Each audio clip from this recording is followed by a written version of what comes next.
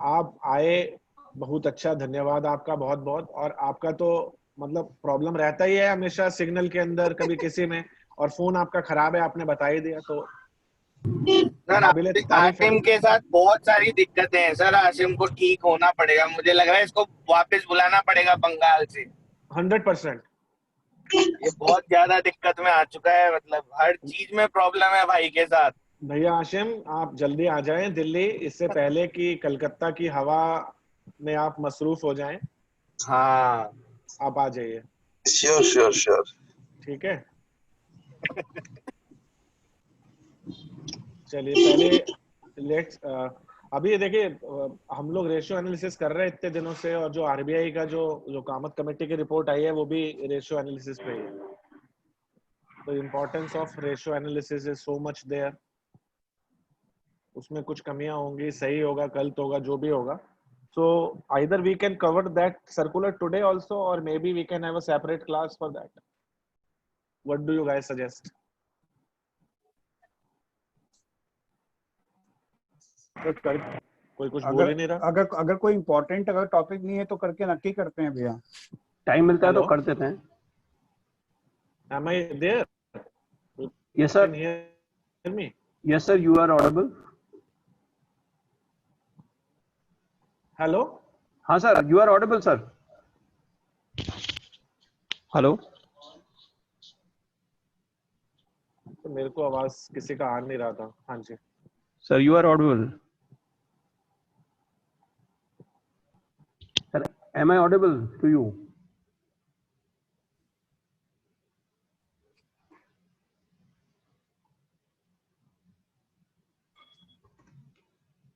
Hello?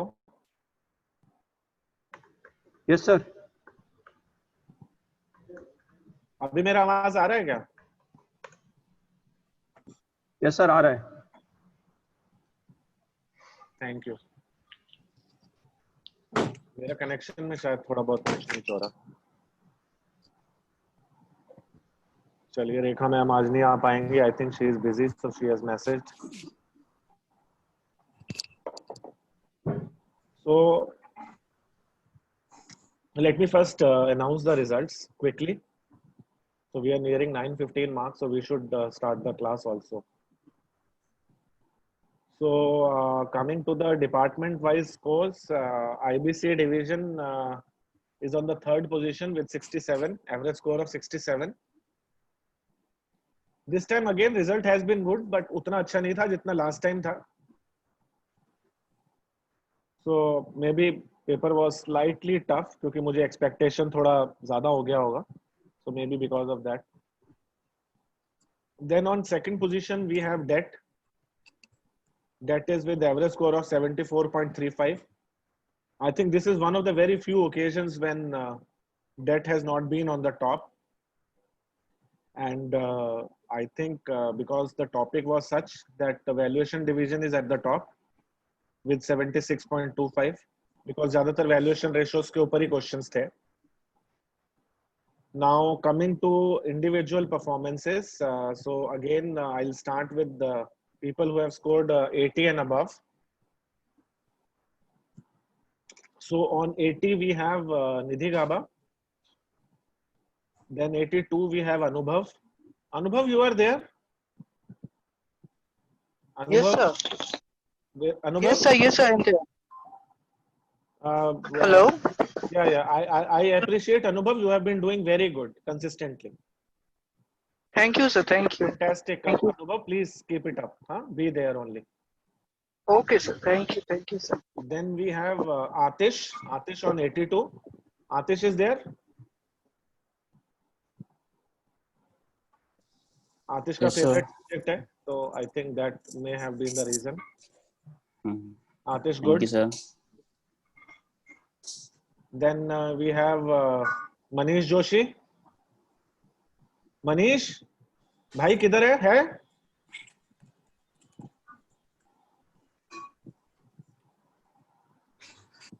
For a long time, Manish, you are not coming in the top. Then we have Anupma Bajpayee and Then Ashish Gupta on 4th position.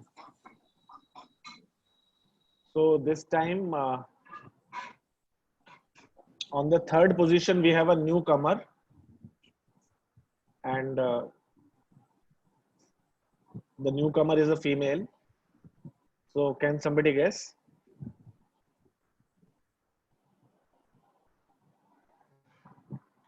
She has been doing good, but now she has come on the top on the leadership board. आतिश तुम्हारी student है? Lisa. Yes. Lisa, you are there? Lisa ने join नहीं किया क्या? यार ये तो consistent है, मतलब जो भी टॉप परफॉर्मर होता है ना, हाँ? She must be driving, sir. अच्छा, पर जो भी टॉप परफॉर्मर होता है वो क्लास में नहीं आता अगली, कुछ तो है इसके अंदर। ये मेरे को लगता है पहले से लीक हो जाता है क्या पेपर? यार ये नहीं पता यार, ये लीक होता है, मैं तो नहीं करता यार। क्लास ही अटेंड मत करो, टॉप में आ जाओगे। नहीं वो हाँ। सेकंड पोजीशन पे, so on second position we have someone who has been very consistent. Arpita. No. सब consistent in which position? Leadership.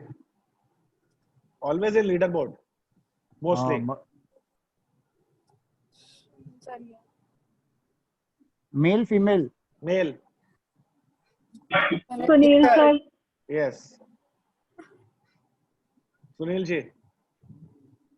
Thank you, sir. Congratulations. Congratulations. Now on top. चलो अब guess करो.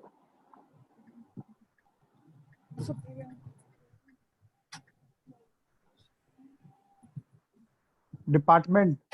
वाह वाह वाह वाह, बहुत आसान हो जाएगा। तू मेल फीमेल जेंडर पूछ ले, मैं बाद में एज ग्रुप भी पूछूंगा। सब कुछ पूछ ले, उसके बाद तू बता दे, फोटो भी दिखा दूं उसकी मैं। नाम तू ले लियो।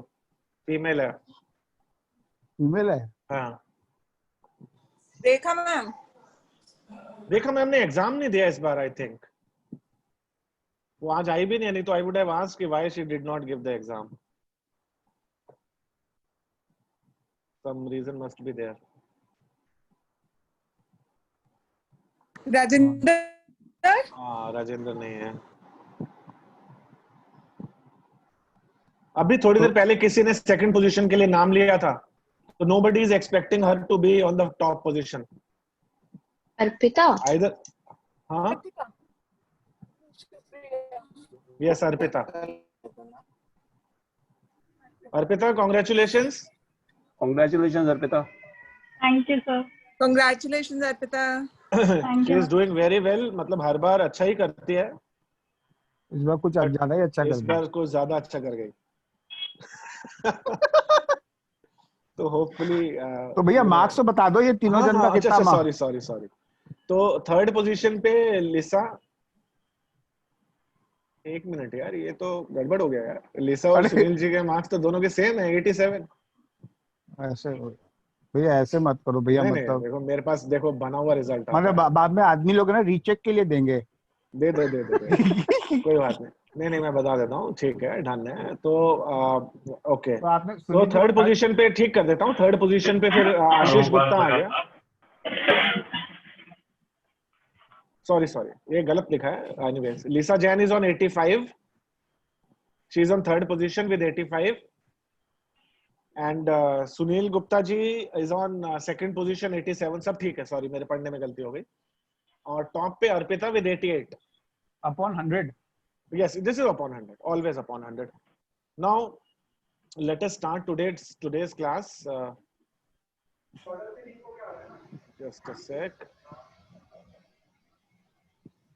कहाँ गया भाई?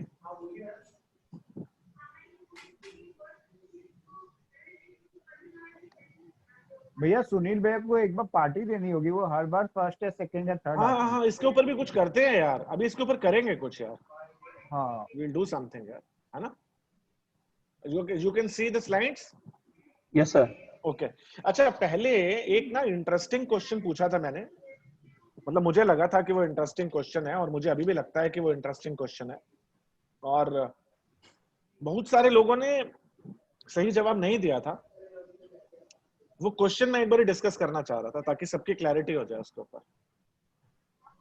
और वो क्वेश्चन था, याद करना पड़ेगा मुझे क्योंकि मैंने उसी वक्त बना के डाला था, तो वो वर्ड फाइल में है नहीं मेरे पास, but I remember the question. एक minute, it was on enterprise value, if somebody remembers. तो एंटरप्राइज वैल्यू का फॉर्मूला हमने कहाँ लिखा था? कहीं लिखा नहीं था क्या? लिखा था भैया, सर। एंटरप्राइज वैल्यू ये साइड में ही है इसका फॉर्मूला Enter- नहीं है एंटरप्राइज वैल्यू का। नहीं दिया था यार। लिखा था सर, सर एंटरप्राइज आपने। वैल्यू स्लाइड में ही है। भैया Enterprise नहीं value हुआ की ना, स्लाइड ही नहीं है। अगर नहीं हुआ तो भैया उसका मार्क्स मिलना चाहिए सबको। नीचे सबको सर, इसी दूंगा में आपको। नीचे। हाँ? आपने जो पीपीटी दिया था उसमें एंटरप्राइज वैल्यू का कोई फॉर्मूला है नहीं भैया। यार ऐसा हो नहीं सकता यार। सर था उसमें नोट्स में, तो आपने नोट्स डिलीट कर दिए इसके। भैया अच्छा। मैंने पूरा देखा था और ये है नहीं, और इसका सबका मार्क्स मिलना चाहिए। आउट ऑफ नहीं, syllabus. Because out of syllabus नहीं था। नहीं मजे ले रहा है भाई। मुझे बहुत अच्छे से ध्यान है कि मैंने बोला भी था कि कंसोलिडेटेड माइनॉरिटी इंटरेस्ट होता है और कंसोलिडेटेड होता है, वो सब अपने डिस्कस किए थे। बट एनीवेज, तो सिंपल फॉर्मूला एंटरप्राइज वैल्यू का आतिश बताइए।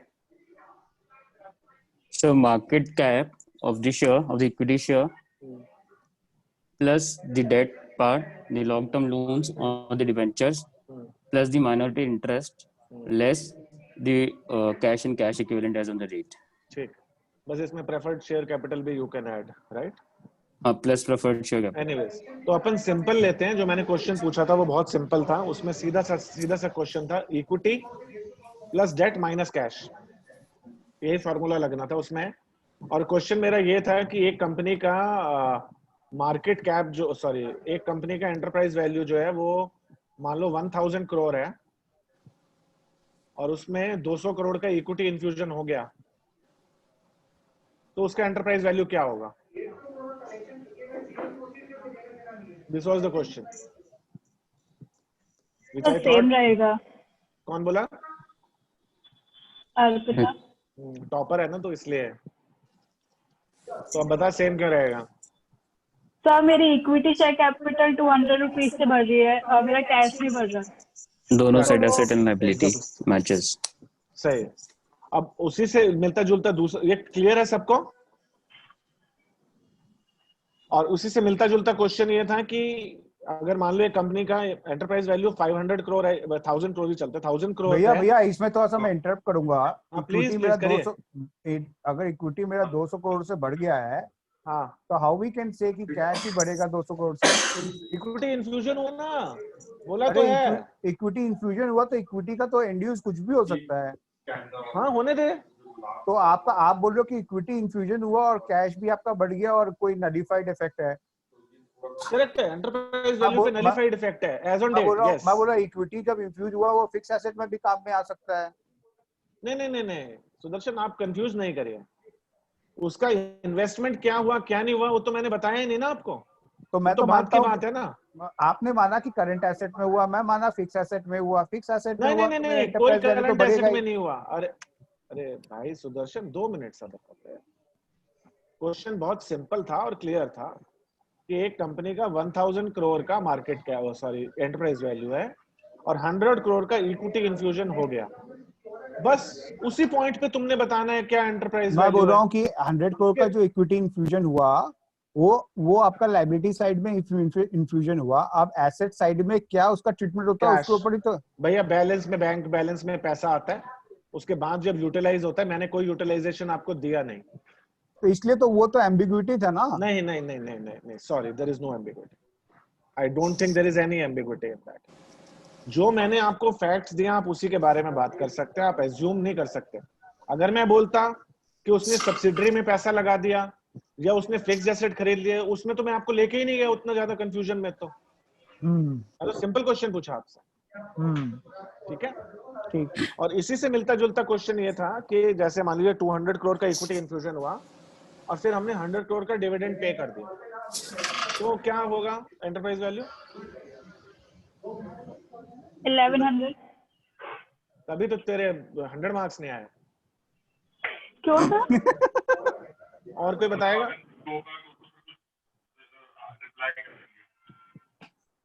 भैया ये किसी ने तो ठीक किया होगा क्वेश्चन, या सर जिसने ठीक किया उसे कॉन्फिडेंस ही नहीं है? नहीं सर, ये इसमें भी सेम ही रहेगा, क्योंकि डिविडेंड होने की वजह से आपका एंटरप्राइज उधर आपकी जो मार्केट कैप है वो कम हो जाएगी to the extent of 100 crore, और 100 करोड़ कैश, 100 करोड़ कैश है, इसलिए सेम रहेगा। करेक्ट। तो अर्पिता समझ आ गया तेरे को? सर एक बार वापस बताओ। सुनील जी आप ही बताएं। देखिए, जैसे आपने डिविडेंड पे करा तो market cap immediately to that extent, क्योंकि पोस्ट डिविडेंड मार्केट कैप आ जाएगा, मार्केट कैप कम हो जाएगा 100 करोड़ से, और to the extent enterprise value कम हो गई 100 करोड़ से, और 100 करोड़ आपने क्योंकि कैश आपका रखा हुआ है तो आप ऐड नहीं करेंगे। ओके। इसका भी नेट नेट इफेक्ट सेम ही रहता है। ठीक है जी, चलिए अभी आज की क्लास स्टार्ट करते हैं, बहुत टाइम हो गया। स्क्रीन दिख रही है ना?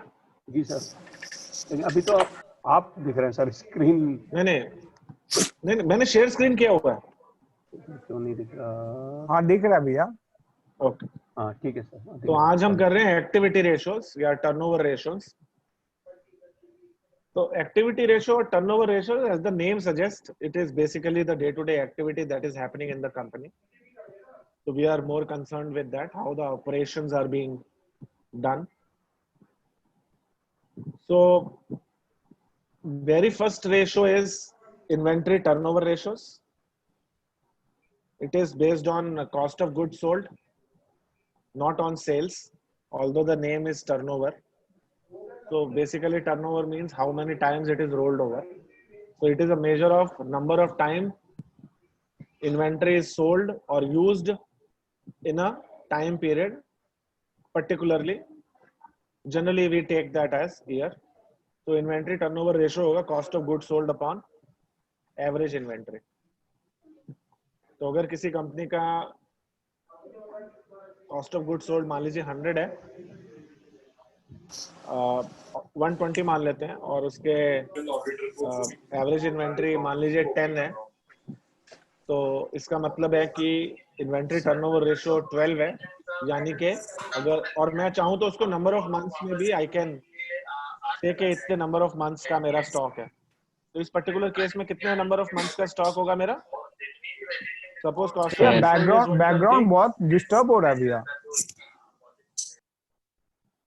मेरा वॉइस डिस्टर्ब आ रहा है? नहीं, बैकग्राउंड में और भी बहुत सारे बैकग्राउंड वो आ रहे हैं मेरे घर में।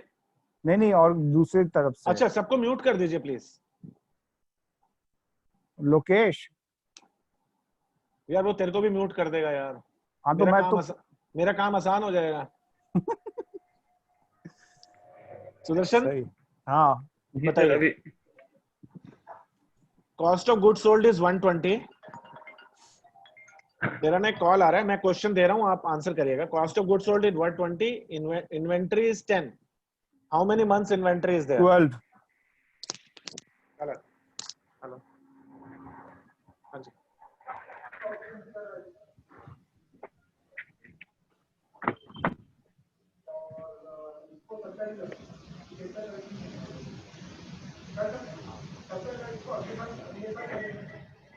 Good morning.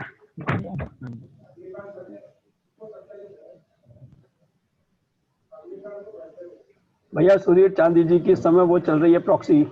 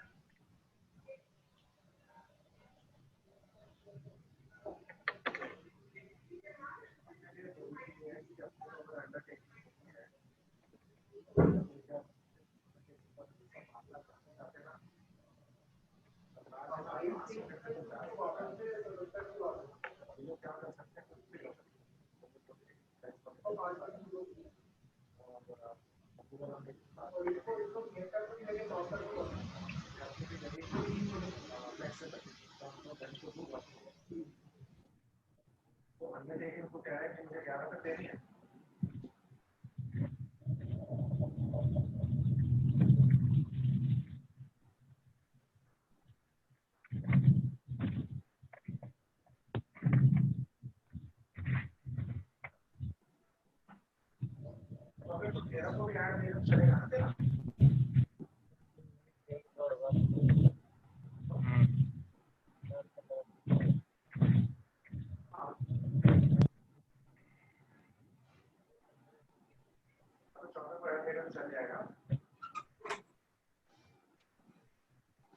बात नहीं, मैं वही कह रहा हूँ 14 को ऐड देगा तो चलेगा, मतलब 12 तक को ओके चाहिए ना मैक्सिमम। मैं देखो मेरे पास टाइम कितना है, 12 मैक्स है ना। नहीं वो कोई बात नहीं, सैटरडे को भी काम करा देंगे सरकार का। मैं तो कोशिश करूंगा कल तक ही इसे फिनिश करूं, क्योंकि जैसी मीटिंग होगी मैं मीटिंग में लगा दूंगा। उतना में आता ही हो। आऊंगा 10 मिनट का।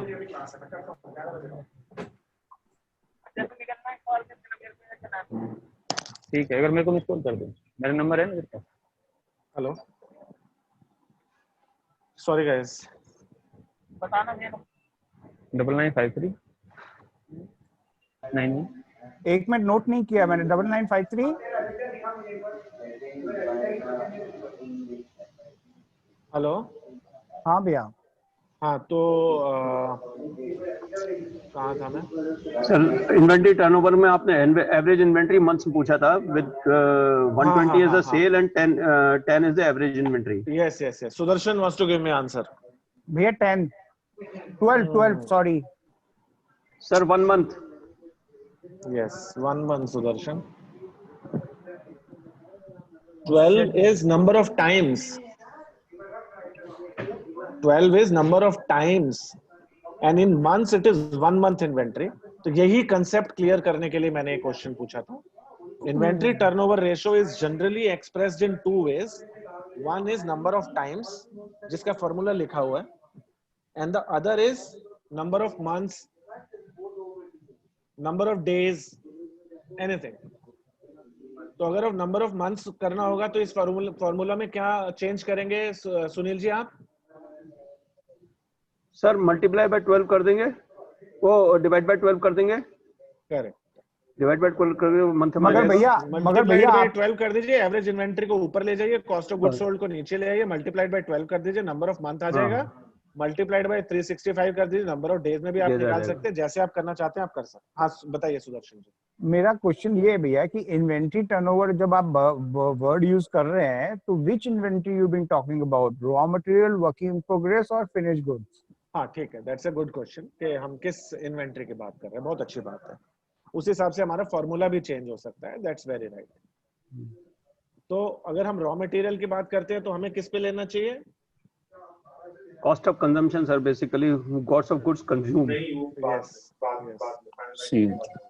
तो वैसे अगर हम एवरेज इन्वेंट्री की बात करें तो generally when we speak then we speak all inventory. Otherwise हम फिनिश गुड्स की, WIP की और रॉ मटेरियल का अलग से निकाल सकते हैं कि रॉ मटेरियल मेरा 1 मंथ का है, WIP 15 दिन की है और फिनिश गुड्स मेरा 15 दिन का, टोटल 2 मंथ्स की इन्वेंट्री है। रफली we calculate that way also, but when I am saying this thing then I am saying entire on an average entire inventory, but we can calculate separately also and we can calculate separately for each and every item also. मान लीजिए मेरे पास raw material 4 तरीके का आता है, तो मैं चारों तरीके की इन्वेंट्री को भी अलग से निकाल सकता हूं। अभी आजकल एक कंसेप्ट है जस्ट इन टाइम का, उसमें कामत कमेटी रिपोर्ट में भी लिखा है। वो कौन से सेक्टर के लिए लिखा है Sunil ji? Auto sector. Auto sector. तो आप बताएंगे जस्ट इन टाइम क्या होता है? सर जस्ट इन टाइम ये होता है कि आपके पास जब जो एग्जैक्ट आपको पता है कि कब आपको रिक्वायर्ड होता है, तो आप अपने जो सप्लायर है उससे बोलते हैं कि आप एग्जैक्टली इस टाइम पे दीजिए, मेरे को इन्वेंट्री रखनी नहीं पड़ती है। जैसे जैसे मेरा प्रोडक्शन रहता है उसी हिसाब से मेरा मटेरियल आता रहता है, सप्लाई होता रहता है। नॉर्मली जैसे ऑटो सेक्टर में आप देखेंगे तो it's a process where every piece of work is divided into time और maximum जैसे for example 7 या 8 seconds या 10 seconds किसी को दिए जाते हैं, तो वो रनिंग एक बेल्ट पे चलता रहता है काम कंस्ट्रक्शन मैन्युफैक्चरिंग का। उसमें बहुत ज्यादा इफेक्टिव हो जाता है ये इन्वेंट्री ना रखना। Just in time is where I am not keeping any inventory, but it is just entering my factory premises as and when I am requiring it. It is important for us to schedule my production process and production lines appropriately. जी ठीक है। और अब आते हैं अगली ratio पे। अच्छा, एक तो हम इकोनॉमिक ऑर्डर क्वांटिटी भी पढ़ते थे ना, कोई जी बताएगा सर, क्या है? शुड आई से हाँ हाँ please. economic order quantities, there is a cost of carrying inventory as well as there is a cost of not carrying inventory. So we have to find a inventory which is optimal, which minimizes my cost. That is called the economic order quantity.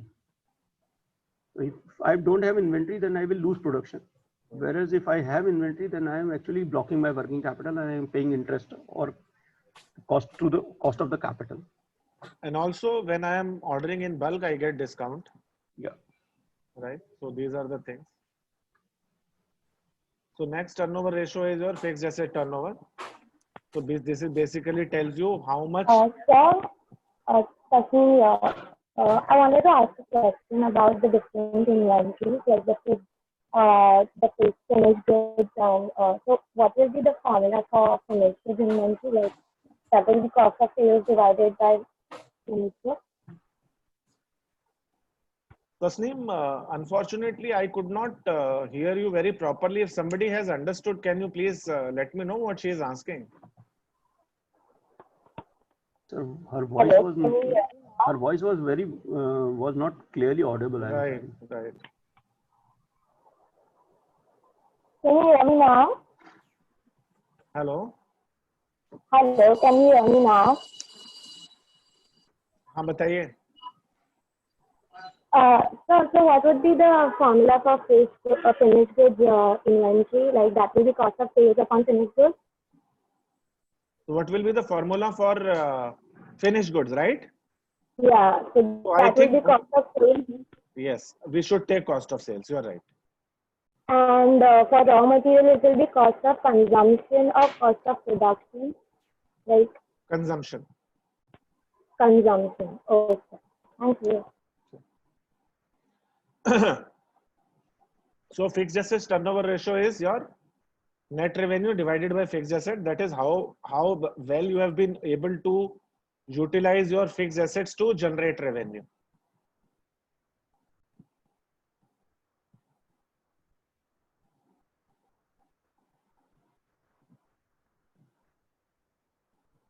Then अच्छा ये तो कर लिया. Days sale in inventory, number of days में कर लिया. Now again, like inventory, we have receivable turnover ratio. So we are taking net credit sales upon average accounts receivable. So similarly as inventory, we are doing it for receivables, but we are considering only credit sales. So we are not considering cash sales. तो कोई बताएगा total sales ना लेके credit sales क्यों ले रहे हैं?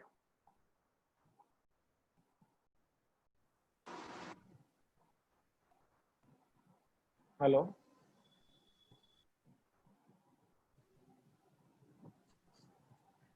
Sir, cash sale will distort the figure of this.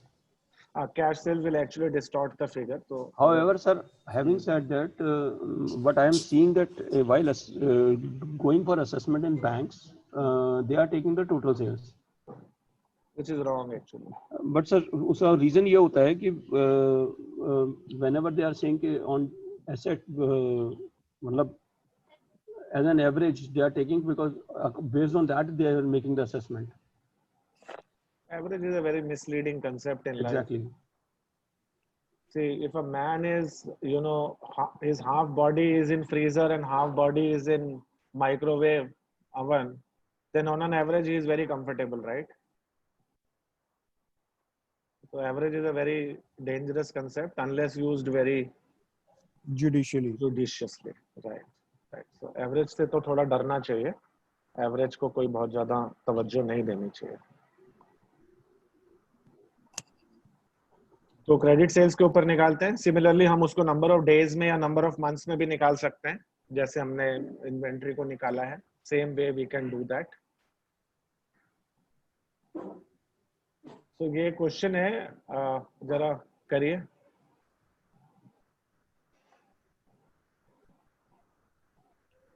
Inventory in the beginning 18,000, inventory at the end 22,000, net purchases 46,000, wages 14,000, revenue of from operation 80,000, carriage inwards 4,000, total revenue from operation 4 lakh, cash ये सारा आपके सामने screen पे है, आप मुझे बताइए जरा. 46 में से 4 से 42,000 plus 14,000 plus 4,000 50,000 average inventory 22. Sir, average inventory ratio comes to 3.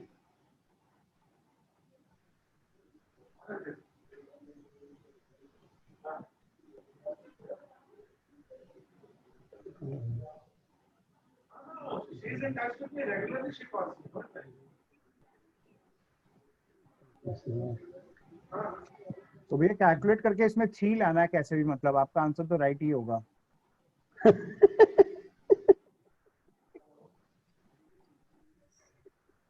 अब जगलिंग करके परम्यूटेशन कॉम्बिनेशन करके 3 लाना कैसे भी.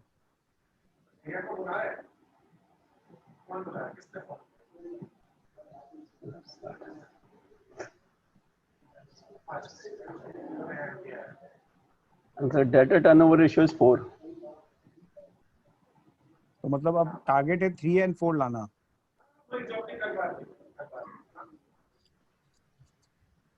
मैं तो ऐसे ही करता था, पहले पीछे आंसर देख लेता था और बाद में वो ले आता था.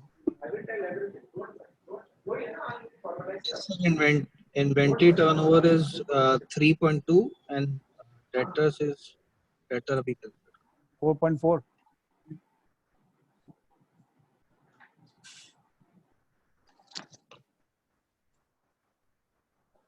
हेलो. हाँ sir, inventory turnover is 3 and data turnover is 4. चलिए ठीक है, डन है. किसी का कुछ अलग ओपिनियन है तो बता दो. भैया सागर का कुछ अलग था. सागर का क्या था भाई? सागर ने बहुत डिटेल कैलकुलेशन के बाद डिफरेंट रिजल्ट लेके आया.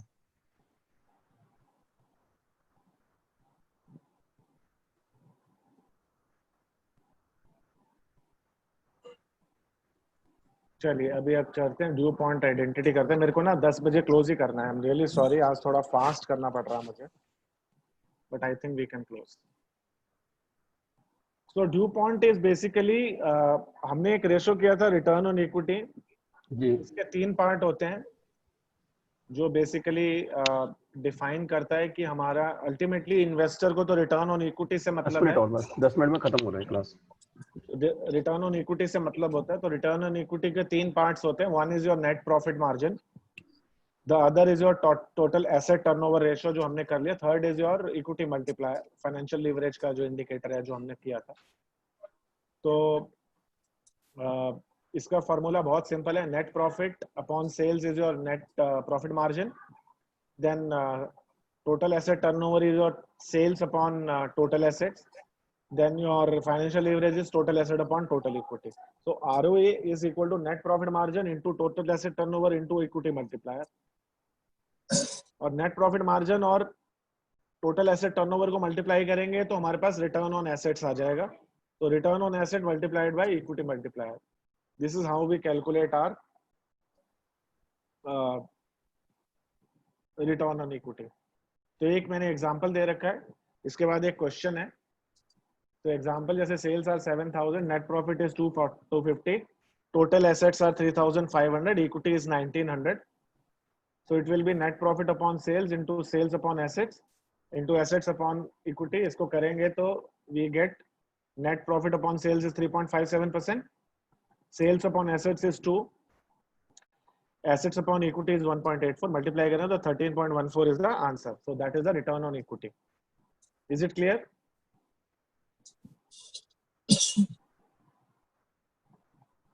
ये क्वेश्चन है, तो इसको एक बारी अगर आप सॉल्व करें तो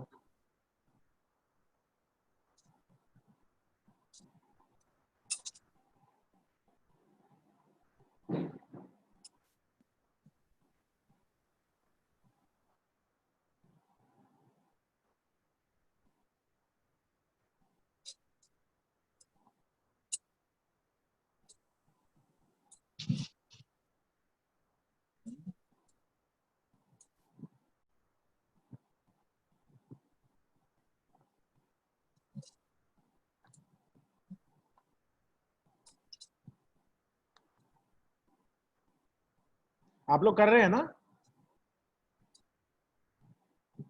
मैं 5 मिनट का टाइम दे रहा हूँ, प्लीज आप कर लीजिए, मेरे को एक कॉल करना है।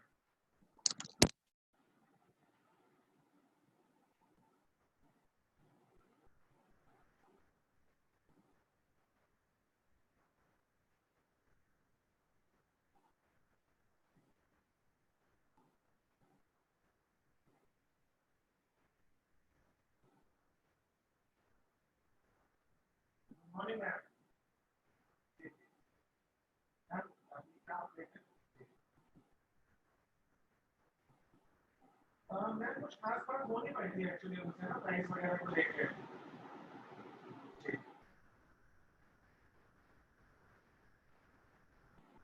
तो मैम यही है, तो लगता है हमारी बात हुई थी 42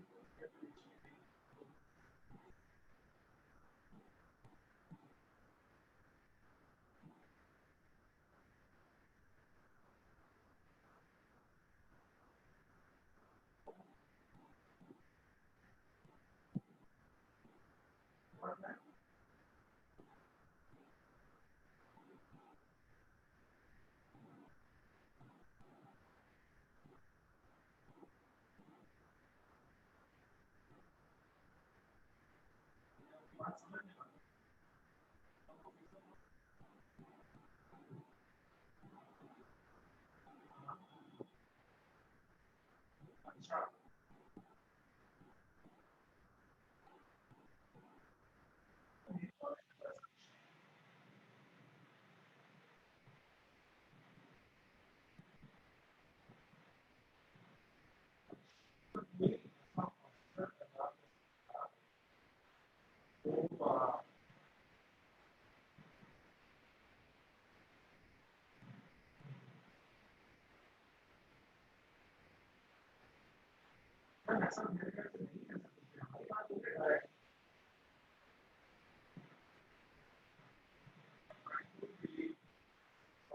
मेरी काफी बात हुई है, आपने शायद उनको बुलाया भी है।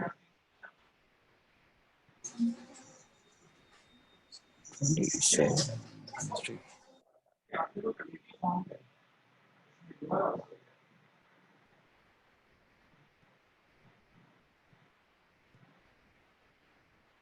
my God,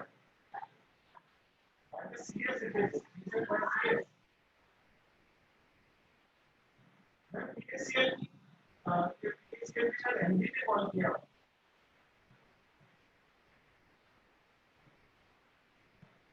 दासर की बात कर रहे हैं आप?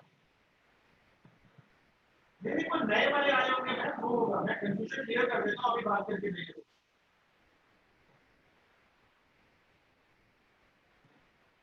ठीक है, पर मैम मुझे ये बताइए छोटा सा, मैंने कॉल किया आपको इसीलिए कि देखो दयाजी बोल रहे हैं कि उनको प्राइस नेगोशिएशन के लिए बुला रहे हैं, तो रिवर्स कंफ्यूज के प्राइस नेगोशिएशन को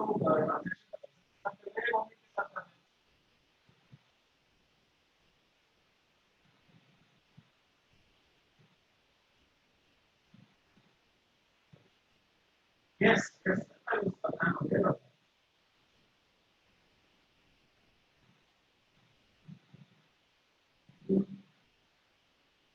तो मैम आप एक बार पहले कमेटी बनी है, तो आप मेंबर है, तो आपको पता है, और आपका name is written and your name is written in that message. Sometimes I'm not too practical. Better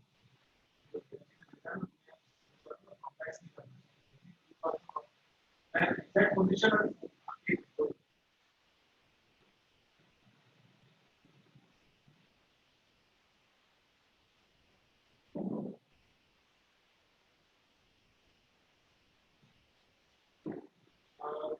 yes, that's more.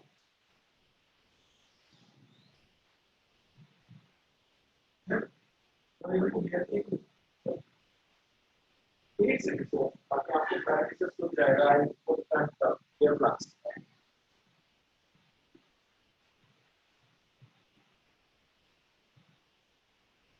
Hello, yes, yes, yes, that's more the small.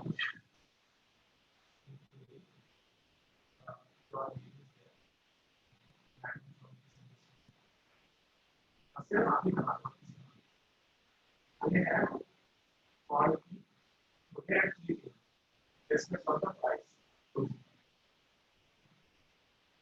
Okay. Hey.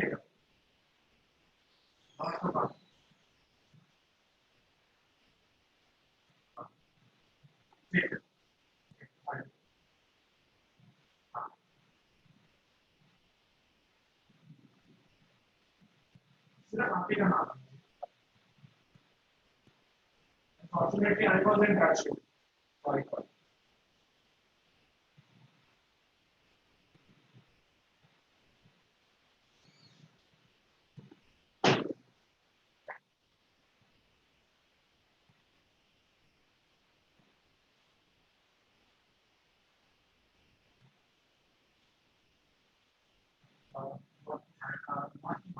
Not very active. छोटा मोटा interest था तो मैं decide किया कि हम मैं तो उनके नाम इसलिए नहीं ले रहा कोई कंट्रोवर्सी वाली बात है नहीं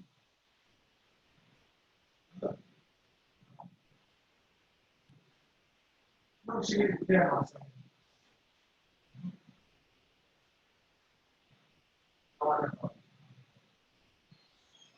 और मैं सुनिए ना मैं किसी को मैं डिस्कशन नहीं क्लियरली कांग्रेस के और मुझे इनकी मैसेज बार-बार आता है कि कोई सीएम ऑफिस से जी नहीं बताया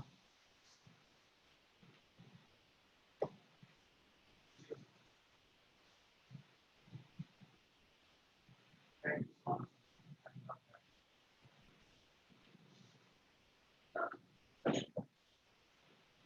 मैं आपको एक दो चीजें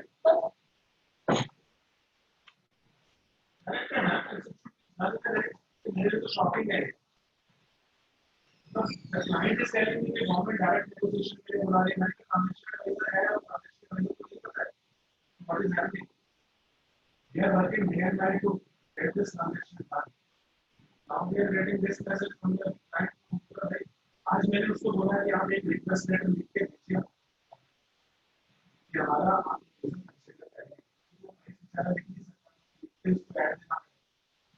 तो एटलीस्ट हमारा एक चिट्ठी लिखते हैं उसको जिससे कि कोई एक्शन है सब नहीं होता है आप एक चिट्ठी लिख मैंने उनसे अंडरटेकिंग मैं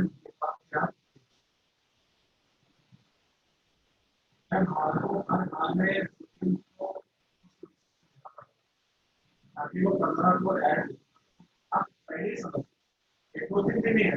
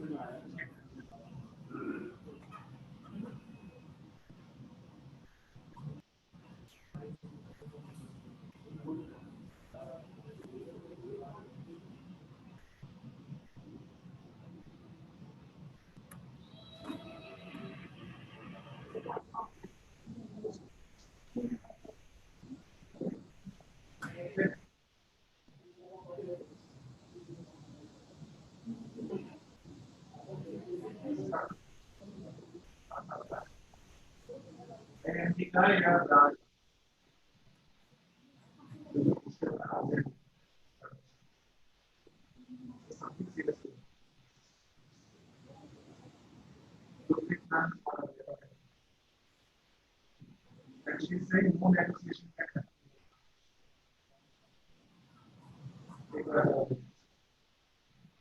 तो वो कुछ कोई एक्शन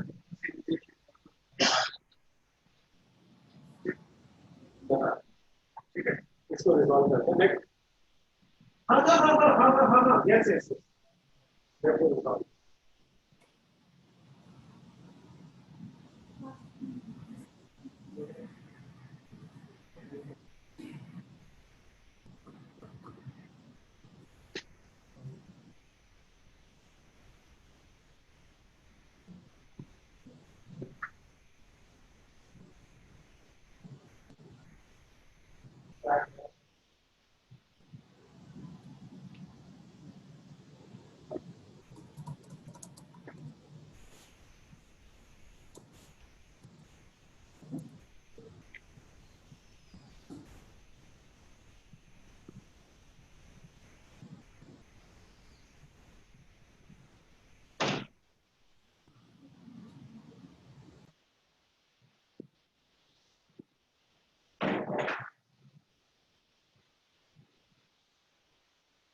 हाँ मुझे लगा क्योंकि वो अभी मेरे को सीएस से पूछ के बता ही रहे।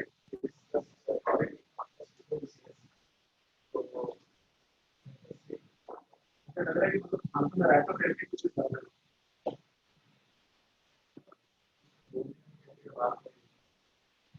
समझ गए क्या समझ ठीक।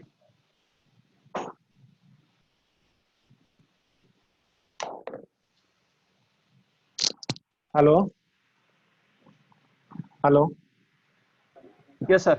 I'm really sorry. I'm extremely sorry. But there is a very urgent matter which was I could not have avoided for any reason. Ultimately, we are living in commercial world, so that's why I had to, Absolutely. act like this. I would not have done that. So, have we solved the situation? Sorry, question. Sorry, situation Yes, तो मेरे sir. सामने है. तो बताइए net profit upon sales company A कौन बताएगा? 7.5 versus 9%. 7.5 ठीक है और 9% ठीक है. Yes, sir. Sales to assets company A 3300 है 133%. Company B 100. क्या बात है यार, परफेक्ट है यार. Asset to equity company A कोई नया बंदा बताए. चलिए बताइए एसेट टू इक्विटी 3.72. 2.72 का Sir, 2.31 and 2.27. 2.31 आ रहा है यार. 2.31 and 2.27, sir. ठीक है, ये सही है ना? जी सर. ठीक 31 कैसे हो गया? ऐसा है आप जो आपको वो दिया है, देखिए मार्च 19 की दिया है इक्विटी कैपिटल, ये रिजर्व्स एंड सरप्लस. हाँ उसमें प्रॉफिट ऐड करना होगा ना. करंट ईयर का प्रॉफिट ऐड होगा. चलिए रिटर्न ऑन इक्विटी आ गया. कौन सी कंपनी बेटर है, किसमें इन्वेस्ट करना चाहिए, बाकी सब चीजें अगर ठीक हो तो? सर ए में 23% रिटर्न आ रहा है. ए में 23.08% और उसमें 20.45. ठीक है नहीं कैलकुलेशन ये? जी सर. ठीक है, मैंने 1 महीना पहले करी थी तो अब मेरे पास कैलकुलेशन है नहीं. Really sorry. ठीक है जी. तो ये वाला कंसेप्ट एक एरर रह गई हमसे. Sorry, I am sorry. एक एरर रह गई है. The return asset to equity will be 700, मतलब it will be in first company it will be 2.14, क्योंकि 50 इक्विटी भी ऐड होनी है दोनों की. रिजर्व्स की फिगर है, we have taken reserve figure, but we have to take the 50 as वो भी है. तो इट विल बी. नहीं एकदम सही किया हुआ मैंने, कोई गलती नहीं है सर. 2.14 एंड 2.04 आएगा सर. सर मेरा ना अभी दिमाग कहीं और है. चलिए ठीक है. तो प्लीज अभी मैंने कैलकुलेशन अपने पास रखी नहीं है, मैंने करी है. मुझे नहीं लगता इसके अंदर कोई भी गलती होगी. ये मैं आपसे शेयर कर रहा हूँ, कोई गलती होगी तो मैं सुधार लूंगा. आप आराम से देख लीजिएगा प्लीज. है मेरे को थोड़ा वाइंड अप भी करना है सुनील जी, इसलिए अभी मैं ना कैलकुलेशंस में जा नहीं रहा. प्लीज. है जी सर. जी. मोस्ट लाइकली ये ठीक होना चाहिए. 99% ये ठीक होना चाहिए. वैसे 1% में सिर्फ गलती सभी से होती है. मैंने सोच समझ के ही किया था क्योंकि आंसर भी ठीक आ रहा है, तो इसलिए मुझे लग रहा है कि ये ठीक है. अगर आप रिटर्न ऑन इक्विटी डायरेक्ट निकालें और 23.08 आए तो इसका मतलब ये ठीक है. बट एनीवेज, तो now we are coming to what are the uses and what are the limitations, right? So uses of financial statements and limitations of financial statements. Then we will come to limitations of ratio analysis, because ratio analysis is entirely dependent on our financial statements. तो garbage in garbage out, This is what we have learned in our life. Output can never be better than the input. This is also we understand. So the better our financial statements, the better will be our result. अगर financial statement झूठ बोलेगी तो ratio कभी सच नहीं बोल सकते. So what are the uses? They help in understanding the efficacy of the decisions taken by management, borrower, lender, or anybody. Then they simplify the complex figures and establish relationships. Relationship between two things के asset का utilization कैसा हो रहा है या equity पर return कैसा हो रहा है या जो भी है. Then it is also helpful in doing a comparative analysis. जैसे हमने discuss किया 2 साल की performance, 2 peers की performance. Then it will also give you the problem areas. कि मेरी problem कहाँ आ रही है? क्या बहुत ज़्यादा excessive inventory है? क्या मेरे पास dead stock है? क्या मैं पैसे recover नहीं कर पा रहा हूँ? अगर मेरा receivable turnover ratio बहुत high है, तो इसका मतलब मैं पैसे recover नहीं कर पा रहा हूँ लोगों से ठीक से. So those areas, you know, we are able to identify using ratio analysis. Then we can do the SWOT analysis about the company. जब हमें strength, अपनी weakness ये सब पता लगते हैं, then we can do that also. Or different types of comparison we can use. So these are the uses. इसके अलावा कोई और use किसी के mind में है तो please tell me. This is what I could think of. Anybody else, you know, who can give me more reasons to believe that this is also one of the uses? There could be more, I'm sure. Anybody? Sir, they are also used for assessment. For example, these analyses are they are also used for assessment of Assessment working of capital terms, working capital, and the assessment of the project viability. ठीक. Helps in taking decision, right? Yeah. ठीक है. Right. अब limitations क्या है? First limitation है कि हमारा accounting data का जो भी limitation होगा, जैसे मैंने बोला garbage in garbage out, तो वो हमारी limitation है. फिर price level changes जो inflation है over a period of time अगर compare करते हैं, तो उसको बहुत अच्छे से capture नहीं करता है ये. और फिर क्वालिटेटिव और नॉन मॉनेटरी एस्पेक्ट्स तो कवर करता ही नहीं है. देन दो कंपनी है, उसकी अकाउंटिंग प्रैक्टिसेस अगर डिफरेंट है तो दिक्कत आती है. करेक्ट है. Then when we are doing forecasting तो अजम्पशंस अलग अलग हो सकते हैं, उसमें प्रॉब्लम आ जा सकता है. तो these are the limitations. Sir, very small question. I'm sorry. I'm coming back to this. Sir, if we see point number 1 of the benefits or the uses, it helps understand the efficacy of the decisions.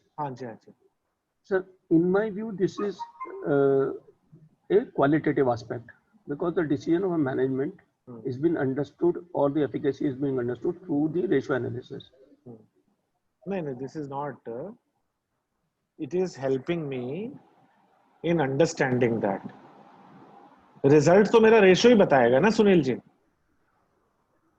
Yes sir, इसमें कोई doubt नहीं है. Result मेरे को ratio बताना है, लेकिन मेरा रिटर्न ऑफ इक्विटी अगर 25% है जी, तो मैं बता दूंगा मेरा डिसीजन सही है गलत है क्या है. Agreed. So अब decision is a qualitative aspect. The decision is a quantitative. This is what I am trying to say. By analyzing quantitative data, I am taking a decision on and I am taking a call on a qualitative aspect of the things. For example, management. The quality of management is being decided through the quantitative data. This is my submission. नहीं ठीक है, ये तो limitations में मैंने बोल ही दिया ना. क्वालिटेटिव फैक्टर तो इग्नोर कर ही देगा रेशो. या तो मैं समझ नहीं पा रहा आपका क्वेश्चन. मैं ये कह रहा हूँ कि सर क्वालिटेटिव एस्पेक्ट का भी वो द्योतक है. once I am taking a quantitative data, अच्छा based on that I am actually entering into a qualitative aspect. अच्छा इसमें दोनों स्टेटमेंट में थोड़ी डायकोटोमी है. अच्छा आप ये कह रहे हो कि अगर किसी कंपनी का रिटर्न ऑन इक्विटी 25% है तो बेसिकली उसमें जो मैनेजमेंट का जो परफॉर्मेंस है वो कैप्चर हो रहा है। ये तो हम कहते ही हैं कि वो कैप्चर हो रहा है, हम मना थोड़ी कर रहे हैं उस चीज को। हाँ तो फिर sir then we are, it is not totally qualitative ignorance नहीं है, मतलब there is some qualitative aspect also inbuilt into a analysis whenever I am doing an analysis. नहीं, आप ठीक कह रहे हो, बिल्कुल सही कह रहे हो, लेकिन मैं आपसे एक चीज छोटी सी बोलता हूँ कि मान लीजिए आज रिसर्जेंट इंडिया चल रहा है और रिसर्जेंट इंडिया का आपने रेशो एनालिसिस कर दिया और आपने बोला बहुत अच्छी कंपनी, हमें इन्वेस्ट करना चाहिए, और हमने ये इग्नोर कर दिया कि Jyoti Prakash Gadia is no longer leading the team. जी sir. Somebody else has come to lead the team. Then if I rely only on if I rely only on ratio analysis, I will take a wrong decision. This हाँ, is what sir इसमें sir मैं मेरा submission है, I may be wrong but I am just trying to understand the concept of that. जैसे sir Jyoti Prakash Gadia कब गए, क्या ज्योति प्रकाश गाडिया अभी गए हैं? अभी गए ना, अभी गए हैं तो यस, तो फोरकास्टिंग वाले पोर्शन में आ जाता है कि भाई अब जो मेरे को आगे मेरे को ज्योति प्रकाश गाडिया का जो विजडम है वो नहीं मिलेगा। नहीं, आप समझिए, सुनिए, आप ठीक कह रहे हैं, मैं I am not saying what you are saying wrong, I am just saying कि मेरी जो लिमिटेशंस हैं जी फाइनेंशियल स्टेटमेंट्स की, मैं वो आपसे बात कर रहा हूँ। जी जी मेरे जो रिजल्ट आए, सुनिए, मेरे जो रिजल्ट आए जिसमें मेरा नेट प्रॉफिट रेशियो 20% था, करेक्ट, तो उसमें 10% इस वजह से था, मार्केट की वजह से, और 10% लीडरशिप की वजह से था, वो डिस्टिंग्विश नहीं कर पा रहा हूं। नहीं कर पा रहा, बिल्कुल ठीक है, बस ये मैं कह रहा हूं जी कि वो मैं अंतर नहीं निकाल पा रहा हूं कि कितना क्वालिटेटिव है और कितना क्वांटिटेटिव, सिर्फ इतना कह रहा, और कुछ नहीं कह रहा। Qualitative is always covered in quantitative, obviously, कोई डाउट ही नहीं है इसके अंदर। Appreciate it, sir. Thanks. Now coming to limitations of ratio analysis. So this is a means, not the end. Obviously, ratios are means to an end rather than by end itself. It only gives us a direction, obviously. Then lack of ability to resolve problems. ये तो indicative है, problem तो हमें ही solve करनी है, बता सकते हैं. General things हैं, these are lack of standard definition. हाँ, this is important, that lack of standard definitions. As we said कि डेफिनेशन हम खुद डिफाइन कर रहे हैं अपने यूज के हिसाब से, बट अभी क्या होता है कि सुनील जी आए, इन्होंने बोला इसका क्विक रेशियो 2 है या जो भी है, जब तक हम डेफिनेशन के अंदर नहीं घुसेंगे डिफिकल्ट हो जाएगा। ये बोले मेरे पास कंपनी है, इसका total outside liability to net worth ratio इतना है, मैं बोलता हूं इसका इतना है। जब तक हम दोनों की डेफिनेशन में नहीं घुसेंगे हम कंपेयर नहीं कर पाएंगे ना। स्टैंडर्ड होने से कंपेयर कर लेंगे तुरंत, हमें डेफिनेशन में घुसना नहीं पड़ेगा। अभी जैसे कामत कमेटी के रिपोर्ट के अंदर जो टीओएल टू नेटवर्थ के रेशियो के अंदर एक कमी, शायद उसके अंदर लॉन्ग टर्म वो नॉन करंट लायबिलिटीज नहीं है ना, नॉन करंट लायबिलिटीज नहीं है सर, वो बाय मिस्टेक है। हाँ बाय मिस्टेक है, लेकिन मिस कर दिया उसने, वो मिस कर दिया, बाय मिस्टेक है I think. So these are the things. So point is that they had to define it, right Sunil ji? जी सर। एक एक रेशो डिफाइन करी है ना उन्होंने, बिल्कुल। क्यों करी है? क्योंकि स्टैंडर्ड नहीं है, ठीक है। Then obviously lack of universally accepted standard levels. ये कोई यार्ड स्टिक नहीं है यूनिवर्सल। जैसे उन्होंने बोला कि भाई TOL to this 4 होनी चाहिए, किसी के व्यू में 3.5 भी हो सकती है, करेक्ट है, बिल्कुल। किसी के व्यू में ऊपर नीचे कुछ भी हो सकता है, तो कोई यूनिवर्सल यार्डस्टिक नहीं है। यूनिवर्सल यार्डस्टिक होती अगर, स्टैंडर्ड लेवल्स होते अगर, तो कामत कमेटी बनाने की जरूरत ही ना पड़ती, पहले से डिफाइंड होते। और देखिए सेक्टर स्पेसिफिक बना दिया, तो हम लोगों ने बोला भैया तुम सेक्टर स्पेसिफिक बना रहे हो, ज्योग्राफिकल एरिया का ध्यान रखा नहीं रखा तुमने सब सेक्टर का ध्यान रखा नहीं रखा, हमने टांग खींचनी शुरू कर दी उनकी स्टैंडर्ड लेवल्स की। तो always questionable. Again and again I say it is all depends on what is the objective and what kind of decision you are taking. You have to see the entire picture, not just one ratio or something. Then ratio based on unrelated figure. तो कई बार हम unrelated figure की भी ratio निकाल सकते हैं। Ratio तो एक financial thing है, तो अल्टीमेटली वी हैव टू सी कि वेदर दैट कोरिलेशन एग्जिस्ट और नॉट. इसमें एग्जांपल दिया creditor of 1 lakh and furniture of 1 lakh, यानी रेशो इज 1:1. बट क्या इस रेशो का कोई रिलेवेंस है creditors to furniture of the company? Is this related ratio? तो हमने जितनी भी रेशोज अभी तक पढ़ी, हमने अपने आप से ये भी सवाल किया है कि न्यूमरेटर और डिनोमिनेटर इन दोनों के बीच में कोई रिलेशन होना चाहिए, तभी हम कोई निष्कर्ष निकाल पाएंगे.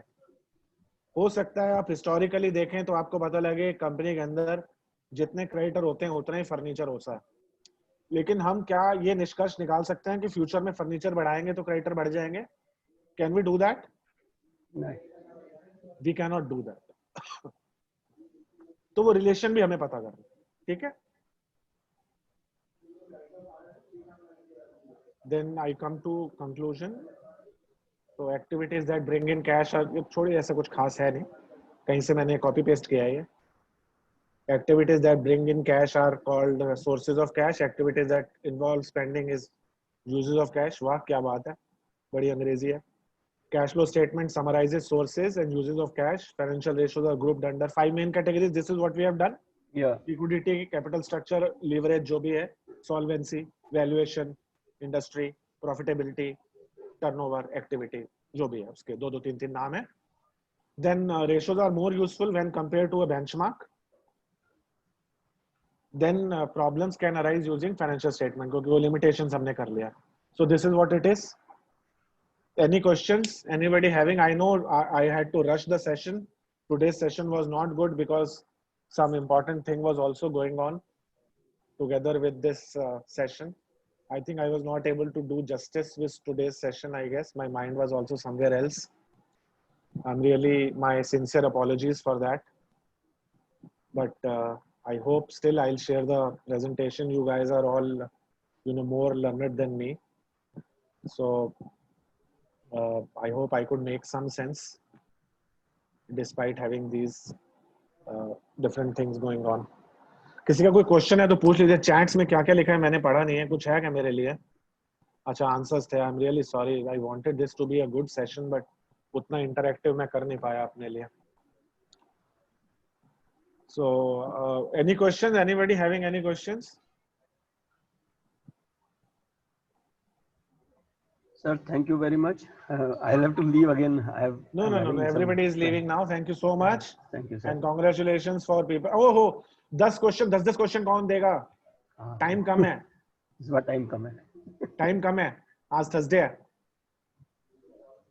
एक तो अर्पिता देगी. चलो, पिछली बार की टॉपर. और कौन देगा?